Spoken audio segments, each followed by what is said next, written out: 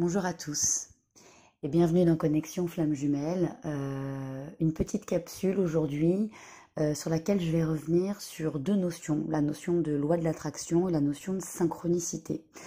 Ce sont deux notions qui jalonnent le parcours Flamme Jumelle et on va dire le parcours de vie globalement, mais qui sont souvent un petit peu confondues. Donc dans cette capsule, je ne vais pas vous parler du travail qu'il y a à faire dans le parcours.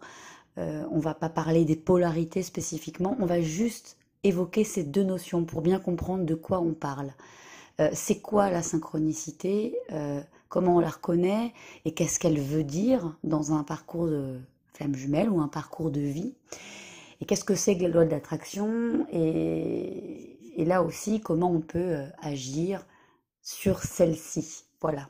Parce qu'il y en a une sur laquelle on va pouvoir agir, c'est la loi de l'attraction, et il y a une autre notion qui relève de ce qui ne nous appartient pas, c'est la synchronicité, c'est ce qu'on peut aussi appeler le destin, c'est ce qui vient à nous sans qu'on l'ait généré par soi-même. Alors, je vais revenir là-dessus, petit bug technique, hein, mais l'image va bouger, belle écoute et à tout à l'heure.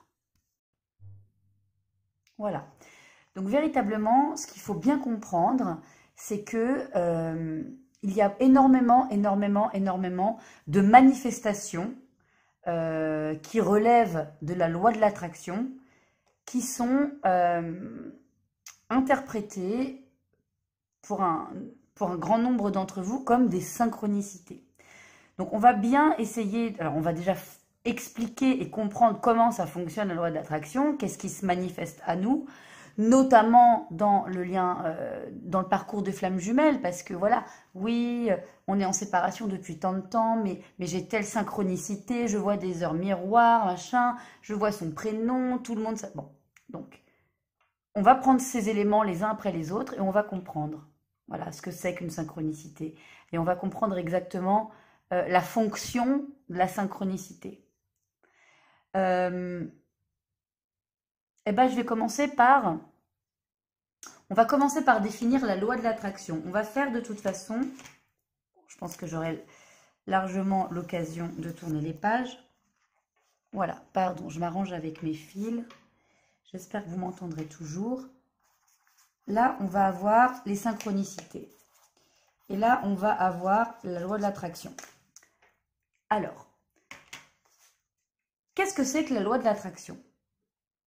La loi de l'attraction, c'est une loi qui a été récupérée de manière, bon c'est pas mal, mais qui a été complètement récupérée par la spiritualité, qui a été récupérée par des courants un petit peu comme ça, des disciplines un petit peu bancales, dont on ne sait pas trop d'où elles sortent, et voilà, alors on entend des choses comme demande et l'univers t'offrira, voilà, fais des lettres à la lune, bon, demande à tes anges, bon, oui, pourquoi pas, je le répète, chacun sa spiritualité, chacun ses croyances, oui, il existe quelque chose de plus grand, oui, il y a la 5D, oui, il y a tout le reste, oui, il y a toute cette énergie qui nous entoure et qui nous mène quelque part, mais il n'y a rien de magique, d'accord? Je pense qu'on a tous fait dans nos vies, et on a tous eu des épisodes où on fait des prières, on demande, on quémande, on supplie, rien n'arrive. Voire même, on s'enfonce encore plus. Pourquoi? Eh bien, tout simplement parce que ça n'existe pas de dire demande. Demande et l'univers t'offrira. Non, ça n'existe pas. Par contre, il y a quelque chose qui existe, et c'est pour ça qu'en général, quand on est dans un état de douleur, de souffrance, de frustration, d'incompréhension, et qu'on se met à prier le ciel, qu'on se met à prier la lune, qu'on se met à prier les anges, qu'on se met à allumer des bougies, etc., qu'est-ce qu'on vibre à ce moment-là? On vibre ce qu'on est. La détresse, la peur, la frustration, la douleur, la tristesse, la colère, l'incompréhension. On vibre tout ça. Et ce qu'il faut comprendre, c'est que cette fameuse loi de l'attraction, loi de l'attraction qui a été récupérée un peu par des courants spirituels, ok, en fait, elle repose sur quelque chose qui ne relève ni de la magie, voilà, d'un être quelconque qui entendrait et qui déciderait s'il veut bien vous donner ou si vous n'avez pas fini ou si vous ne méritez pas.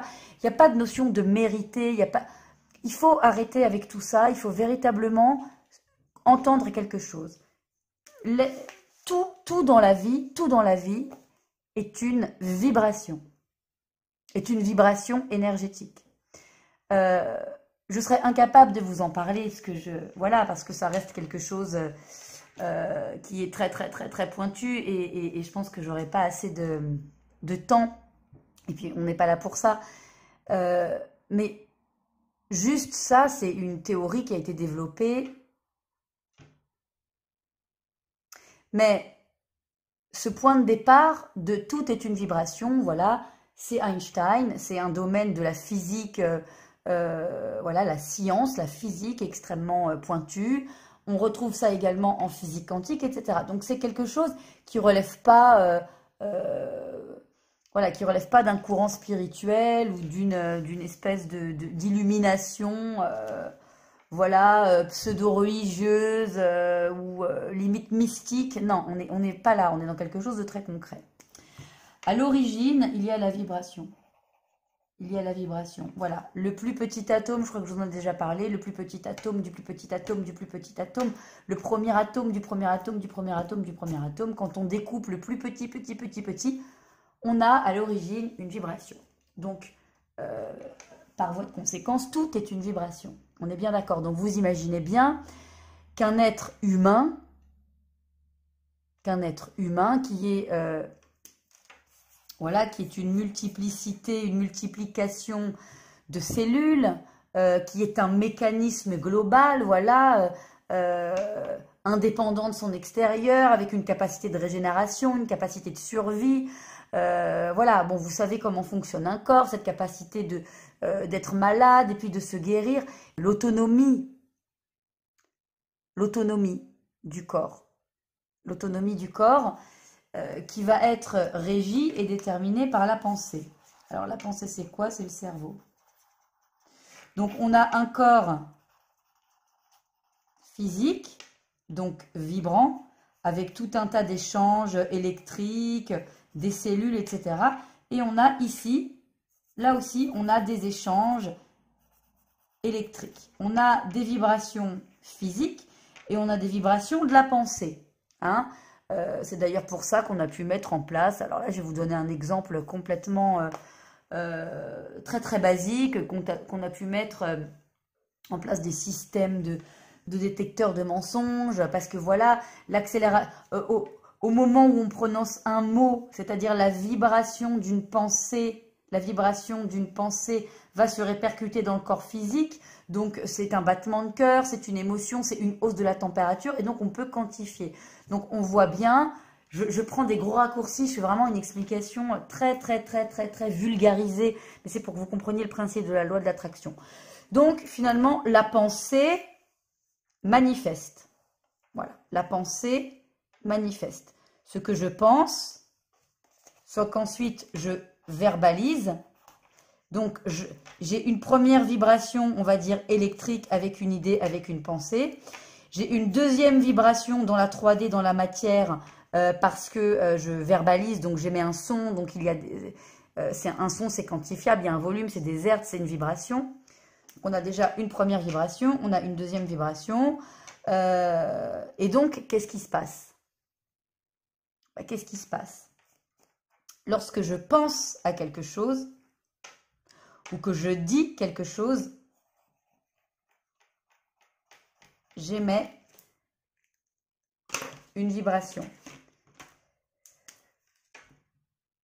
J'induis dans la 3D, dans l'univers, à l'extérieur de mon propre corps, j'induis une posture énergétique. J'induis une posture énergétique, voilà. On va la manifester comme un rond jaune. D'accord? Cette posture énergétique que j'envoie, je peux l'envoyer par le biais de la pensée. Est-ce qu'on voit quelque chose? Non. Ou cette posture énergétique, cette vibration énergétique, cette fréquence énergétique que j'envoie aussi par la parole. D'accord? Donc là, on a une équation parole-pensée. Elle va où? Elle va dans l'univers. Alors, elle va dans l'univers, voilà, on envoie quelque chose. C'est pour ça qu'on parle de prière. Quand on parle, on envoie. Alors, on pense que quelqu'un va entendre, mais ce qu'il faut retenir, c'est surtout on envoie. D'accord? On envoie. Je ne sais pas si quelqu'un entend, mais en tout cas, on envoie quelque chose dans l'univers, dans la matière. Et ceux qui ont vraiment envie de croire, on envoie un message du coup à quelqu'un. Un Dieu, des anges, des guides. Il n'y a pas de souci. Moi, j'ai aucun souci avec les croyances de chacun. J'ai aucun souci avec le vocabulaire qu'a besoin de trouver chacun finalement pour exprimer la même chose. On envoie quelque chose et cette vibration-là, eh ben, c'est comme un boomerang. Tout est... Oh là là. Tout est un boomerang. J'envoie. Ça revient. J'envoie une vibration, elle me revient. Voilà. Ça, c'est la loi de l'attraction. Donc, j'envoie de la détresse. En général, ma pensée a manifesté une première vibration qui vient ensuite se répertorier physiquement dans une parole ou une posture énergétique. Souvent, comme par exemple, vous voyez quelqu'un, vous dites « Ah, je sens qu'il ne va pas bien. » Pourtant, il n'a pas parlé, hein. Je sens qu'il ne va pas bien.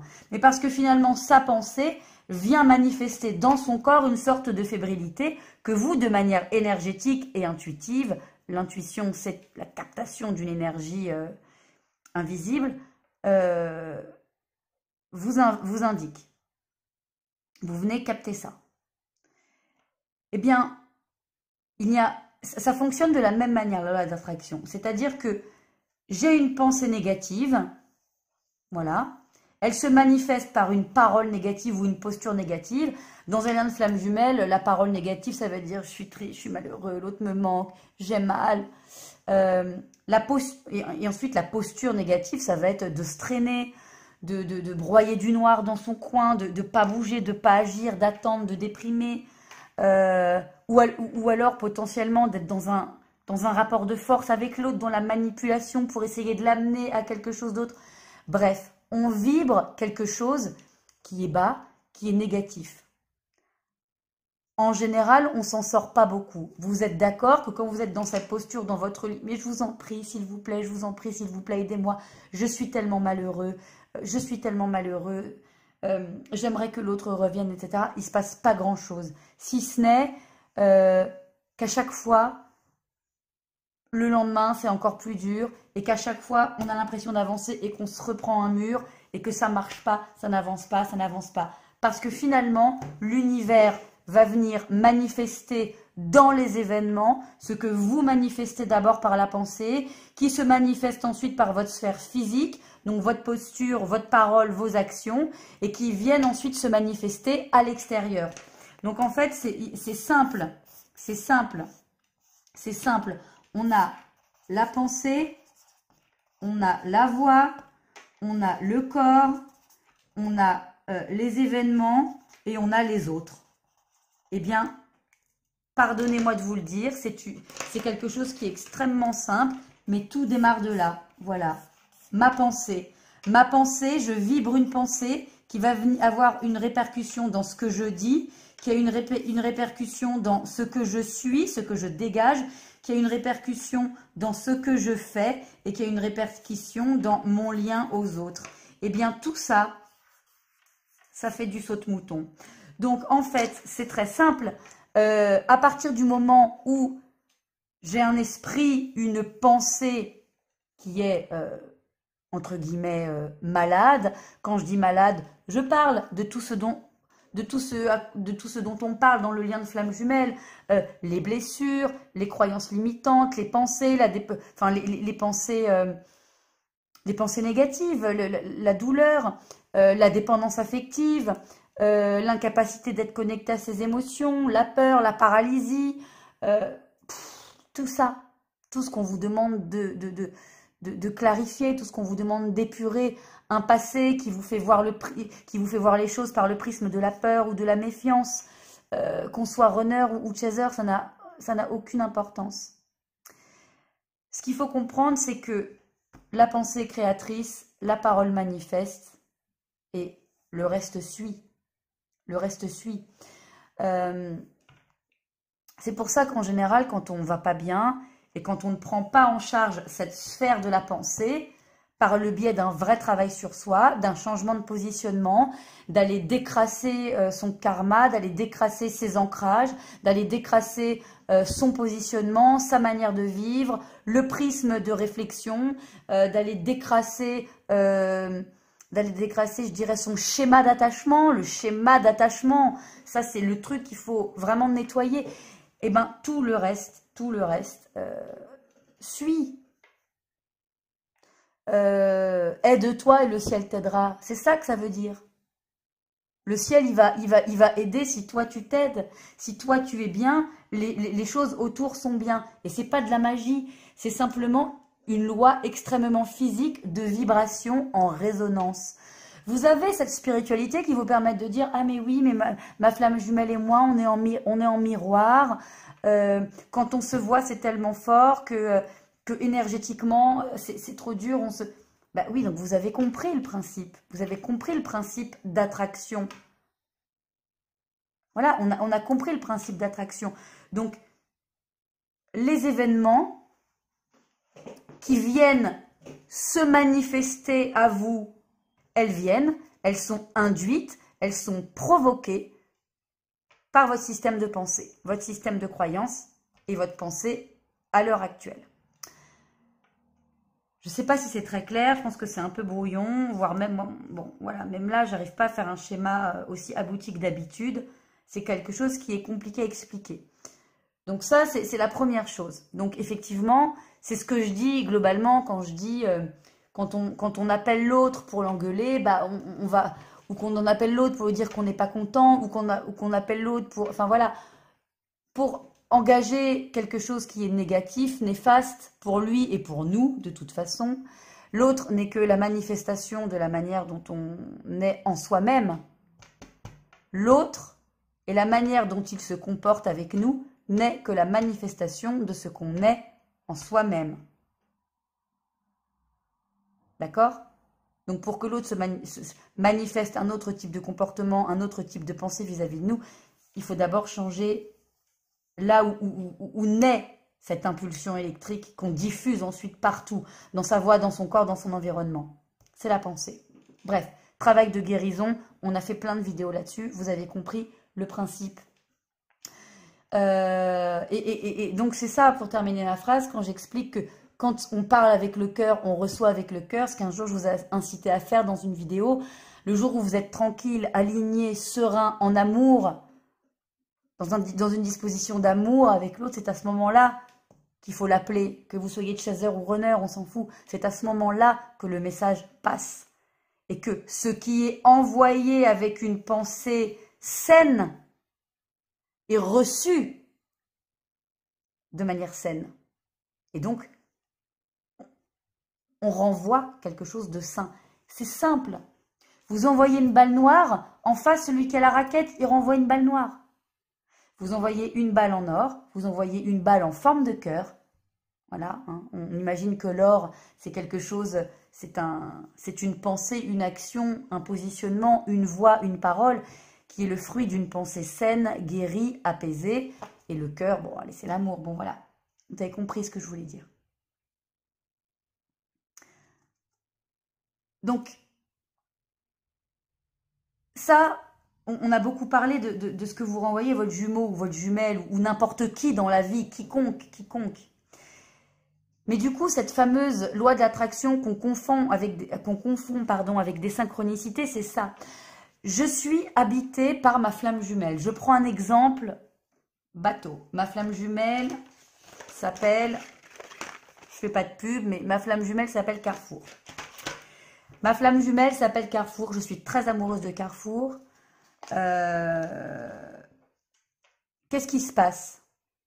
Il va se passer que il habite mes pensées, il habite mes paroles, il habite tout ce que mon corps dégage. J'agis, même si je suis séparée de lui, j'agis toujours dans le sens d'aller vers lui, d'essayer de me reconnecter à lui ou de me détacher de lui, de comprendre ce qu'il fait, d'entrer en contact avec lui. Bref, il est dans mes pensées, dans mes paroles, dans ma posture. Forcément, j'envoie les vibrations Carrefour, l'univers manifeste Carrefour. Je vais me mettre à voir des enseignes Carrefour partout. Je vais me mettre à rencontrer que des gens qui s'appellent Carrefour. Et je vais très certainement voilà, voir un camion passer, ça s'appelle Carrefour. Je vais écouter une chanson à la radio, ça va me parler, il va y avoir des phrases qui vont me rappeler ma relation avec Carrefour, qui vont me parler potentiellement de ce qu'aurait pu me dire Carrefour, ou voilà, etc. Bon, alors c'est un peu lourdingue d'avoir pris Carrefour comme exemple, mais vous voyez, je vais allumer la télé, ça va être un truc dont le sujet, ça va être 90 minutes enquête avec Carrefour, etc., etc., etc. Ce que je vais vous dire, c'est que il y a énormément de manifestations qui viennent vous rappeler votre autre dans votre vie, qui ne sont que le fruit de la loi de l'attraction. D'accord? C'est-à-dire, l'univers manifeste à moi mes pensées, ce que j'ai dans la tête. Et avant d'être manifestées dans l'univers, elles sont manifestées dans ma parole, dans mes choix, et dans mes relations avec les autres, etc., etc. La vie m'envoie, la vie vibre, la vie manifeste dans la 3D ce qui m'habite. Ça, c'est la loi de l'attraction. D'accord? Le jour, et vous avez tous pu le vérifier, tous, le jour où vous êtes habité par la confiance, le jour où vous êtes habité par la sérénité, le jour où vous êtes habité par la complétude, alors à demi, parce qu'on le sait, la complétude totale n'existe pas, sinon on n'est pas sur cette terre, eh bien les choses s'ouvrent. Combien de fois vous avez engagé un projet en disant « je réfléchis même pas, je vais le faire parce que ça va marcher » et bim, ça s'ouvre. Combien de fois vous engagez un projet en disant « putain, mais je sais pas si ça va fonctionner, je balise un petit peu » et ouais, c'est compliqué. L'univers manifeste ce qu'on a à l'intérieur. Voilà. C'est pas de la magie. C'est de la physique. Voilà. Je vous invite, si vous avez des accointances et des plaisirs à découvrir tout ça, voilà. Einstein, ne serait-ce que... Enfin voilà, toutes les lois physiques, la loi de l'attraction, c'est d'abord une loi physique. Donc c'est là où il faut se détacher un petit peu de tous ces signes qui ne viennent pas finalement nous ramener à notre parcours de flamme jumelle, qui viennent juste manifester nos pensées obsédantes. D'accord? Et c'est quand même un petit peu le cas avec les heures miroirs. Une fois qu'on s'est foutu dans la tête que les heures miroirs, c'était la manifestation de sa flamme jumelle à travers un système numérique et tout, bon, on s'en sort plus, on va voir des heures miroirs partout. Alors, moi je suis... Si vous voulez, sur le principe, moi je suis OK avec les heures miroirs. Vous voyez, moi je suis née un 11. Ça me fait plaisir d'être née un 11. Je me dis, tiens, le jour où j'ai rencontré mon jumeau, la somme de la date, ça fait 11. Je me dis, ah bah tiens. Voilà, donc quand il y a des 11 et des 22, voilà, Mais je vais dire, allez plutôt faire ce genre de calcul au lieu que ce soit sur l'horloge de votre portable ou le clavier du WhatsApp ou sur l'heure de la Freebox. Ça, vraiment, faut arrêter. Essayez plutôt d'aller checker les valeurs numériques issues de la numérologie. Et là aussi, c'est une vibration. C'est important, les chiffres. La numérologie, c'est bon, oui ou non, mais enfin, moi, je crois que c'est une science et je crois qu'elle renseigne sur énormément de choses. Les chemins de vie, le nombre d'expressions, etc., etc., etc. Autant que les astres et que les thèmes astraux, ce sont des vibrations. Donc, prenez plutôt les dates. Amusez-vous à décortiquer vos dates, votre date de naissance, sa date de naissance, à quel moment vous êtes rencontrés, à quel moment il y a eu la rupture. Voilà, là, on a des informations sur les nombres, sur ces 11 et ces 22 qui potentiellement vont venir, je bafouille, pardon, qui potentiellement vont venir jalonner votre parcours de flamme jumelle et le cheminement. Ça, c'est important. Voilà, les heures miroirs, bon, c'est autre chose. À mon sens, Ça compte quand même. C'est vrai que si votre jumeau, il vous envoie des messages, il est 11h11, bon, ok. Mais regarder sa montre et dire il est 11h11, bon, ça n'a pas beaucoup de sens. Voilà, c'est ça que je veux dire. Donc, on se détache des choses quand même un peu comme ça. Donc, on a bien compris ce qui relève finalement de la manifestation dans la matière de ce qui nous habite. Pensées, sentiments, émotions, croyances, etc., etc. Le système qui régit mes pensées et mon fonctionnement est manifesté dans la matière. Ça, c'est OK. Donc, s'il ne m'arrive que des galères, il ne tient qu'à moi, finalement, d'aller changer ce qu'il y a à l'intérieur, d'essayer de me libérer, de grandir, d'alléger, d'ouvrir, de guérir, d'épurer, etc., etc., de prendre confiance en moi, en la vie, en les événements, pour que l'univers se dégage. On peut tout à fait, de toute façon, avoir des paradoxes, et vous le vivez aussi très certainement, avoir des situations sentimentales très heureuses avec des grosses galères au niveau du travail, ou avoir un travail très épanouissant et des grosses galères au niveau sentimental, parce qu'effectivement, chaque pôle de pensée a sa petite loi de l'attraction. Hein. Donc, je pense à un amoureux, j'envoie un positionnement, j'envoie des pensées qui n'est peut-être pas le même que quand je pense à ma carrière. Donc, parfois, la carrière, il y a nos soucis, c'est ouvert, ça marche, c'est abondance totale. Et sentimentalement, c'est compliqué. Voilà. Vice-versa, ou alors c'est compliqué partout, ou alors ça marche partout. Tout dépend de ce qui est intérieur. J'espère que vous avez bien compris, parce que je sais que c'est pas simple. Et là, c'est quand même très, très brouillon comme explication. Et puis, on a les synchronicités. Les synchronicités, voilà, on est là. On est là. Avec nos vibrations, nos pensées, nos machins. Avec notre loi de l'attraction qui nous amène des choses. Voilà, on se dit, ah, c'est des signes. Bon, c'est juste des signes de soi-même. Hein. C'est simplement, voilà, hein, la manifestation de soi-même dans son extérieur, dans la matière. C'est la manifestation de sa 5D à soi dans la 3D. Voilà. Et la synchronicité, c'est autre chose. Bon, je rechange de page, du coup, parce que je fais des gribouillis. La synchronicité, c'est, je suis là. Il y a mon jumeau, ma jumelle, mon autre, mon yin, mon yang. Il y a notre lien. Le lien. Et puis, en dehors de qui on est avec nos vibrations, notre loi de l'attraction, en dehors de qui on est, il y a ce lien d'âme.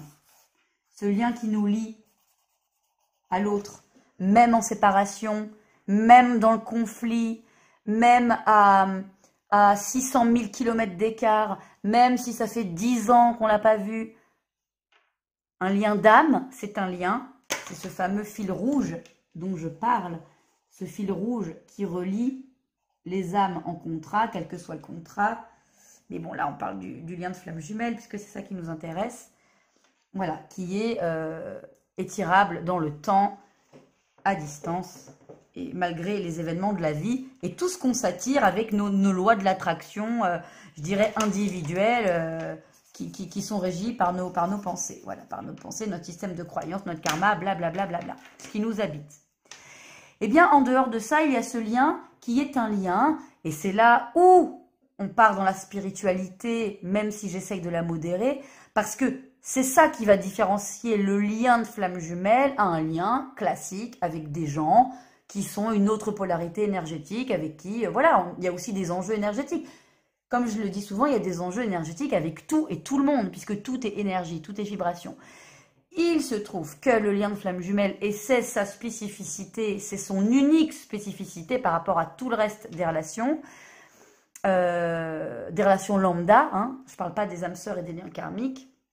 Je vous renvoie à mes autres vidéos sur les contrats d'âme pour checker un peu tout ça. Il y a ce lien un peu de prédestin. Au moment où vous êtes incarné, au moment où vous entrez dans cette incarnation-là, en tant que flamme jumelle, c'est parce que vous avez une mission dans cette incarnation-là, avec elle. On vous met le destin, le hasard, si vous voulez, Dieu, si vous voulez, les anges, si vous voulez, la source, si vous voulez. Bref, à un moment donné, vous êtes amené à reconnecter à votre flamme jumelle. Là, on n'est pas dans la loi de l'attraction parce que vous avez bien identifié tous, les flammes jumelles qui me regardaient, que ça arrive quand même à un moment donné où clairement on s'y attend pas, ça nous tombe dessus, on est au boulot, ou on est dans la rue, ou on est enfin, ça arrive, bim, ça ne relève en rien d'un désir, d'un truc qu'on aurait envoyé, c'est pas la loi d'attraction. Je dirais que finalement, la première grosse synchronicité dans la vie, dans un parcours de flamme jumelle, c'est la reconnexion. Bim, il nous tombe dessus. Et alors, cette synchronicité, elle vient nous dire quoi? Elle vient nous dire que nous sommes dans un chemin d'incarnation dans lequel nous allons passer un palier. Nous allons transmuter quelque chose. Si on croit en la réincarnation, voilà, on a de la première incarnation à la dernière incarnation. Pour moi, la dernière incarnation, c'est celle qui mène à la fusion. Mais ça, après, chacun sa chaîne YouTube, chacun pense ce qu'il veut. Pour moi, la fusion des flammes jumelles, les flammes jumelles qui seront en fusion dans cette incarnation, sont des flammes jumelles qui sont au bout de leur incarnation et elles vont en fusion pour ensuite, voilà. Hein. Mais bon, par contre, il y a des réunions possibles au bout d'un moment, quoi. On va dire qu'il y a quand même un premier cycle d'incarnation où personne n'a beaucoup guéri, où personne n'avance beaucoup.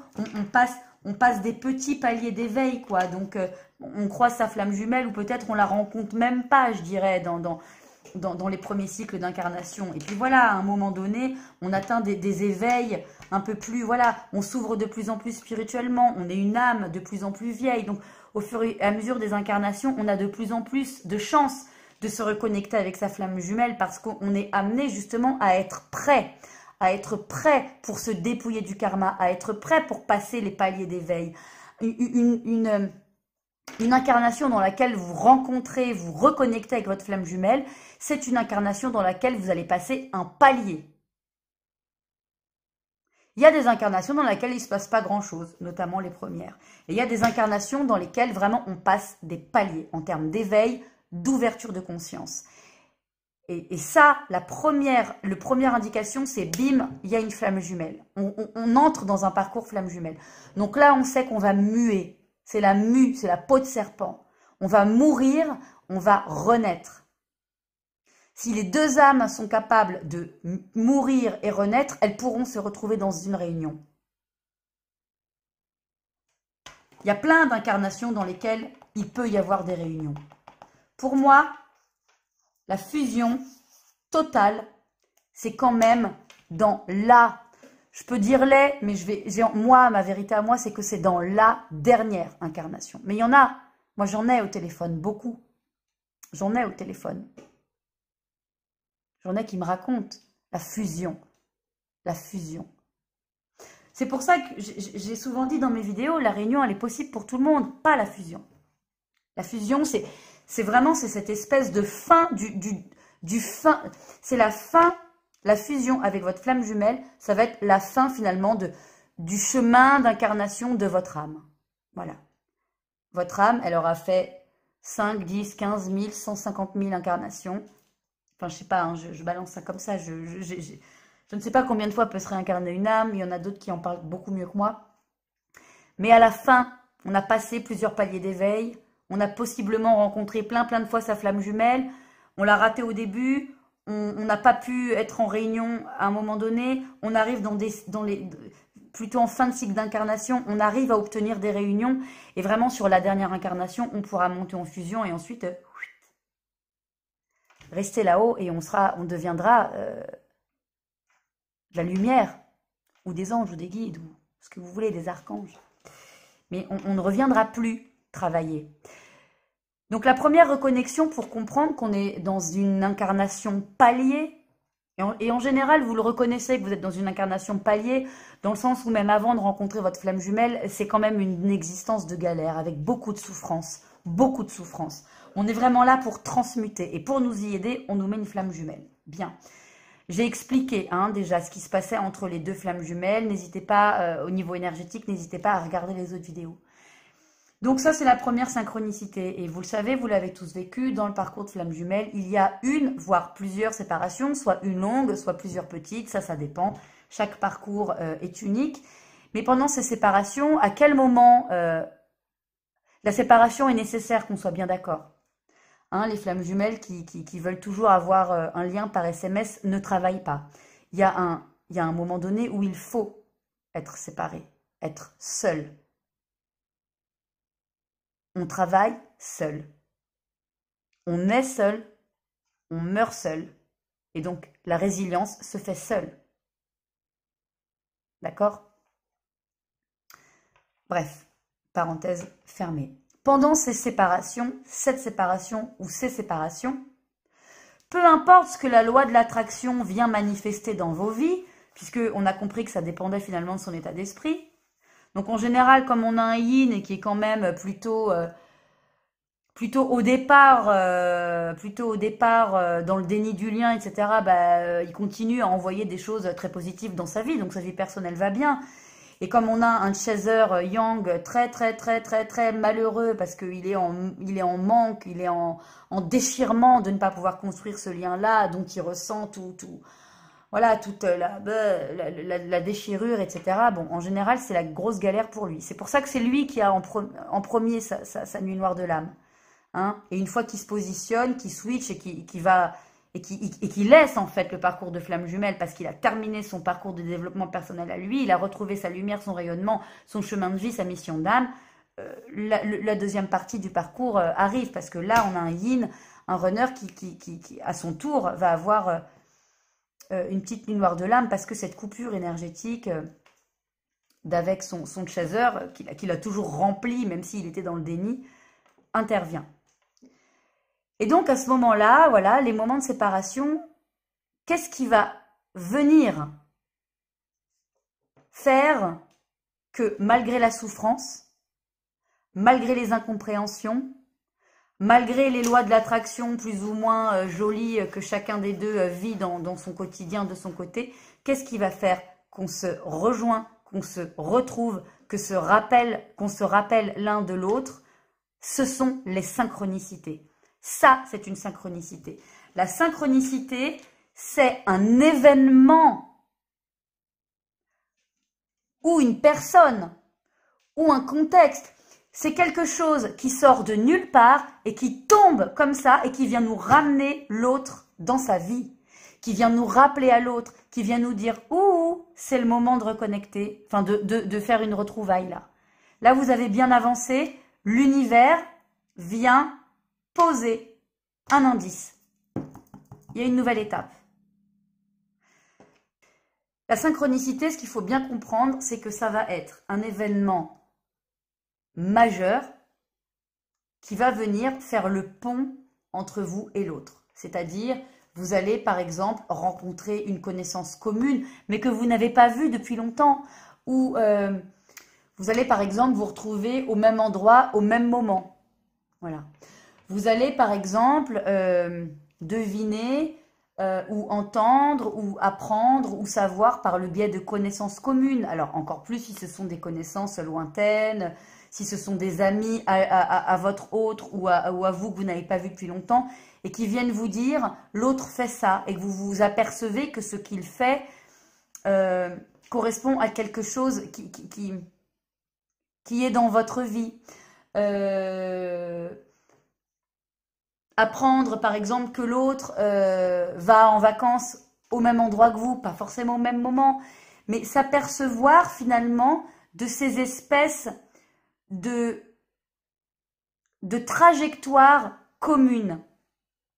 La synchronicité, voilà, pardon, c'est nul au niveau des exemples, mais la synchronicité, c'est la manifestation, c'est la compréhension que vous avez une trajectoire commune qui vient se manifester.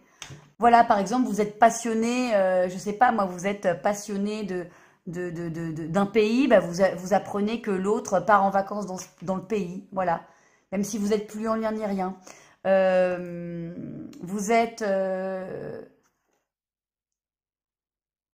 Vous avez vécu, voilà, vous avez un certain nombre d'amis, de souvenirs, voilà, je sais pas moi, dans un lieu, dans une région, l'autre déménage dans cette région, etc., etc. C'est des choses qui sont pas si impressionnantes que ça, mais qui vont venir jalonner ce parcours de toujours remettre l'autre sur la trajectoire.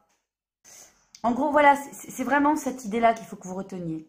Ce sont des éléments que vous voyez, que vous apprenez, dont vous vous rendez compte, qui viennent manifester une trajectoire commune. Ce sont des éléments extérieurs à nous-mêmes qui viennent manifester la trajectoire commune et qui viennent surtout réveiller au sein de cette séparation le sentiment de connexion. Voir un camion passer avec le prénom de votre jumeau, entendre une conversation avec le prénom de votre jumeau, c'est juste la manifestation de votre pensée. Par contre, que votre jumeau déménage ou aille en vacances dans un lieu que vous avez visité il y a 3 mois, ou que votre jumeau mette en place quelque chose que vous-même vous vouliez faire, etc., etc., ou que votre jumeau se retrouve à fréquenter des gens qui ont fait partie de votre passé, etc. Enfin, c'est comprendre que l'autre est inscrit dans le canevas de l'existence, dans le chemin de vie. Voilà. C'est ça, une synchronicité dans un parcours de flamme jumelle. C'est la manifestation du lien. C'est la manifestation de la trajectoire commune qui vient nous ramener l'autre dans le présent. Alors que, bon, il y a eu des disputes, il y a eu... voilà. C'est cette notion du destin. Du destin ou du hasard ou du chemin. Je vous laisse là encore choisir vos mots. C'est la manifestation du chemin commun. Le chemin commun. Cheminer, c'est quoi? C'est faire, c'est aller, c'est bouger, c'est engager, c'est l'action. Voilà. Quelles actions fait l'autre? Ou quelles actions vous faites? Ou quelles actions ont des conséquences sur l'autre ou vous qui font que vous êtes ramené à lui. Être ramené à lui, ça c'est une synchronicité. Quand on s'y attend pas, quand on est en séparation, quand on est en conflit, quand on est en silence, quand on est tout ce que vous voulez, on est ramené par quelqu'un, par un événement, par un rêve. Évidemment, il y a beaucoup de 5D dans le lien de flamme jumelle, donc oui, par un rêve. Et parfois, c'est pas des rêves, parfois, c'est des messages. C'est des décorporations, c'est des sorties de corps. Bon, je reste discrète là-dessus, vous connaissez mon positionnement. Mais si on est dans un lien de flamme jumelle, on ne peut pas faire l'impasse aussi par ce type de manifestation-là. D'accord? Voilà. Pour la différence entre les synchronicités et la loi de l'attraction. Pourquoi j'avais envie de le faire? Parce que j'avais envie de faire cette capsule, parce que je voulais vraiment qu'on comprenne que oui, il y a un espèce de pilote automatique dans le lien de flamme jumelle qu'il n'y a pas dans les autres. Le pilote automatique, c'est ça, c'est la présence de synchronicité, c'est la présence d'événements, d'éléments qui jalonnent le parcours individuel de chacun, qui le ramènent à l'autre en permanence. En plus de la sensation physique d'appartenir à l'autre, en plus de la sensation physique de ressentir l'autre. C'est énergétique entre les deux par le biais des chakras, etc. J'explique ça dans d'autres vidéos. Mais c'est aussi parce qu'il y a une espèce d'organisation de destinée autour du lien de flamme jumelle. Voilà, le destin vient nous ramener sur le cheminement.